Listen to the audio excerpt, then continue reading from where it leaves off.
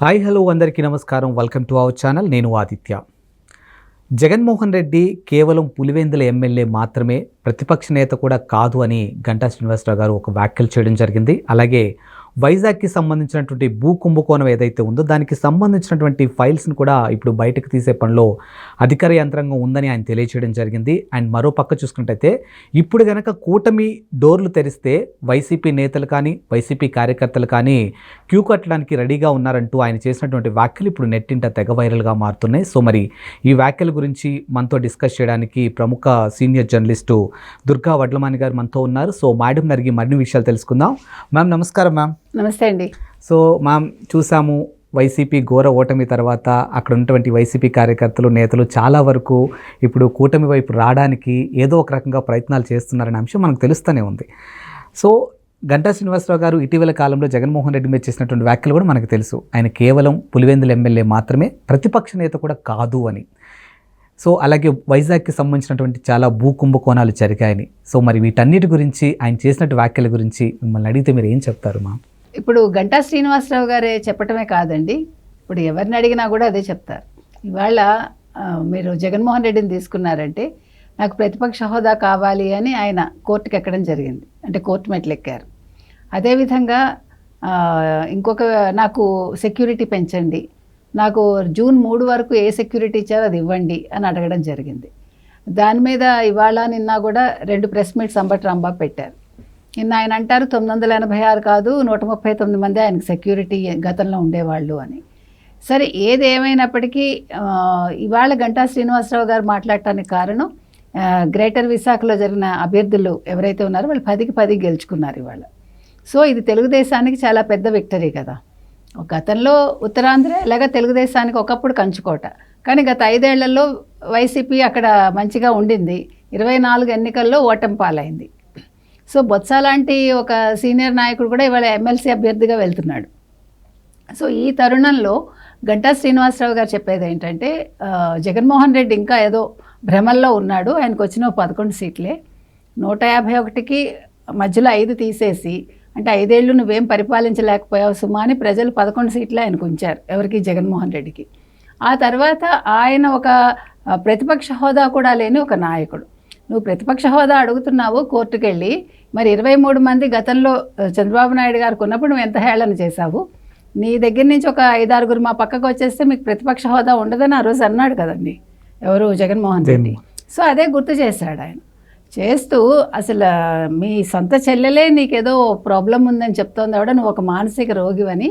ఎందుకంటే మనం చాలాసార్లు చెప్పుకున్నాం, షర్మిల నీకు ఒక అద్దం ఇస్తానన్నా, అద్దం పంపిస్తాను నీకు గిఫ్ట్గా, నీకు తెల్లారులేస్తే నువ్వు చంద్రబాబు నాయుడు పేరు తప్ప ఇంకోటి నువ్వు పలకట్లేదు, నువ్వు ఒకవేళ అద్దంలో చూసుకున్నా కూడా నీకు చంద్రబాబు నాయుడే కనిపిస్తాడు, నీ ఫేస్ కనిపించదు.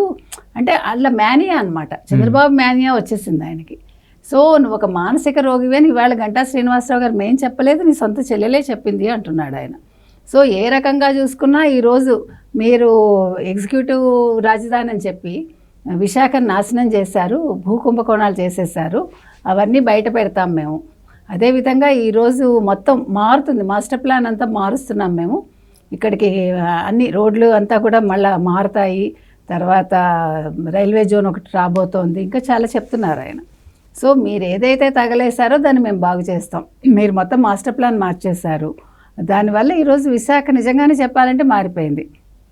అదేవిధంగా రిషికొండలో 5 భవనాల సముదాయం ఏదైతే కట్టారో, ఒక ప్యాలెస్ ఎవరు జగన్మోహన్ రెడ్డి కోసం కట్టారు కదా, కట్టినప్పుడు మీకు గుర్తుందో లేదో రోజా ఒక మాట అంది ఆవిడ, సింహాచలం అప్పన్న కొండ మీద ఉంటాడు, వెంకటేశ్వర స్వామి కొండ మీద ఉంటాడు, జగన్మోహన్ రెడ్డి రిషికొండలో ఉంటే తప్పేంటి అని అడిగింది. అందుకని మీరు కొండల మీద దేవుళ్ళే కొండల మీద ఉంటారు, నువ్వు నేల మీద ఉండు అని జగన్మోహన్ రెడ్డిని 11 సీట్లతో ఆయన్ని ఇంటికి పంపించారు దేవుడు. అది అందరూ చెప్పే మాట. కాబట్టి మనిషికి అత్యుత్సాహం పనికిరాదు, అత్యాస పనికిరాదు అనేది మనకి జగన్మోహన్ రెడ్డి విషయంలో క్లియర్ కట్గా కనిపిస్తోంది మనకి. మనిషికి ఏది కూడా అంటే అప్పనంగా వచ్చేస్తే ఇలాగే ఉంటుందండి, కష్టపడితే దాని వాల్యూ వేరు. ఒక తండ్రి పేరు చెప్పుకొని, ఒక అమ్మ పేరు చెప్పుకొని, ఒక చెల్లెల పేరు చెప్పుకొని ఆయన వచ్చాడు. ఇవన్నీ కాకుండా బాబాయ్ హత్య అనేదాన్ని, నారాసుర రక్త చరిత్ర అని సాక్షిలో ఒక ఫ్రంట్ పేజీలో ఒక పెద్ద యాడ్ ఇచ్చుకుని, ఒక వ్యాసం రాసుకుని, దానివల్ల కూడా ఆయన ముఖ్యమంత్రి అయ్యాడు. సో ఇది యాదృచ్ఛికంగా జరిగింది. తనేదో కష్టపడి కానీ లేకపోతే ఒక 10 ఏళ్ళు రాజకీయాల్లో ఉండి సంపాదించుకున్నది లేదు. 43,000 crores ఆయన క్విడ్ ప్రోకో ద్వారా సంపాదించుకున్నాడు. సో ఏ రకంగా చూసినా కూడా ఆయన ఏ రోజు కూడా కష్టపడింది లేదండి. ప్రజలకి ఏం కావాలో ఆయనకు తెలియదు. 2 బటన్లు నొక్కడం తెలుసు ఆయనకి. అది దాంతో 5 ఏళ్ళు గడిపేశాడు ఆయన. సో అందుకని ఇవాళ గంటా శ్రీనివాసరావు చాలా క్లియర్ కట్గా చెప్తున్నాడు ఆయన, నీకు అసలు అంటే ఫ్యూచర్ అనేది వైసీపీకి లేదు, మేం కనుక మా పార్టీ గేట్లు తెరిస్తే నీ దగ్గర ఒక్కళ్ళు కూడా నాయకులు మిగలరని చెప్తున్నాడు. సో చాలా క్లియర్ కట్గా మాట్లాడాడు ఆయన చెప్పాలంటే. సో ఇవన్నీ కూడా వాస్తవాలేనండి. జగన్మోహన్ రెడ్డి విషయంలో ఇవాళ ఎవరు మాట్లాడినా, ప్రజలు మాట్లాడినా, నాయకులు మాట్లాడినా వాస్తవాలు మాట్లాడుతున్నారు. అది జగన్మోహన్ రెడ్డికి అర్థం కావట్లే.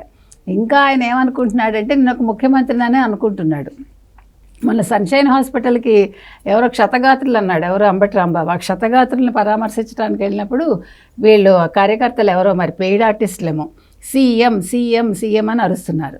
అరుస్తుంటే కింద కమెంట్స్ ఎవరో పెట్టారు దాని మీద వీడియో, అంటే సీఎం అంటే క్రిమినల్ మెంటాలిటీ అని తప్ప అది సీఎం అంటే చీఫ్ మినిస్టర్ కాదు సుమా అని. అంటే ప్రజలకు అంత బాగా అర్థమైంది, అది మనం చెప్పేది. కాబట్టి జగన్మోహన్ రెడ్డి వీటన్నింటి నుంచి బయటపడాలండి. ఇప్పుడు మనం చూసుకున్నాం విశాఖలో 10కి టీడీపీ అదొక విక్టరీ అనే చెప్పొచ్చు. నెక్స్ట్ కమింగ్ లోకల్ ఎలక్షన్స్ కూడా ఉన్నాయి. ఈ ఇంపాక్ట్ ఇలాగే కంటిన్యూ అవుద్దంటారండి? మీరు ఎమ్మెల్సీ తీసుకుంటే ఇప్పుడు వాళ్ళు బొత్స సత్యనారాయణ నిలబెడుతున్నారు. వాళ్ళకి అక్కడ ఉన్న ఓట్లు నాకు గుర్తున్నంత మటుకి 800 చిల్లర. అందులో మీకు పోనీ 200 చిల్లర తెలుగుదేశానికి ఉన్న 600 పైన వీళ్ళకి వైసీపీకి ఉన్నాయి. కాకపోతే గతంలో ఇదే ఓటర్లు ఇప్పుడు కార్పొరేటర్లు కావచ్చు, జెడ్పీటీసీలు కావచ్చు, ఎంపీటీసీలు వీళ్ళందరూ కూడా ఓడించారు ఎవరిని, బొత్సాని. ఈసారి కూడా అదే జరుగుతుంది కదండి. ఇప్పుడు వీళ్ళు ఎవరిని నిల్చోపెట్టినా తెలుగుదేశం వాళ్ళు ఖచ్చితంగా వైసీపీ క్యాడర్లు ఎవరైతే ఉంటారు ఇప్పుడు ఎంపీటీసీ, జెడ్పీటీసీ లేకపోతే కార్పొరేటర్లు కావచ్చు, వాళ్ళు తెలుగుదేశం కూటమి వైపే మొగ్గుతారు. ఎందుకంటే గతంలోనే వాళ్ళు క్రాస్ ఓటింగ్ చేశారు. ఇప్పుడు మరి అధికార పార్టీ ఏదుంది? ఈరోజు బొత్సాకి ఫ్యూచర్ ఏముంది?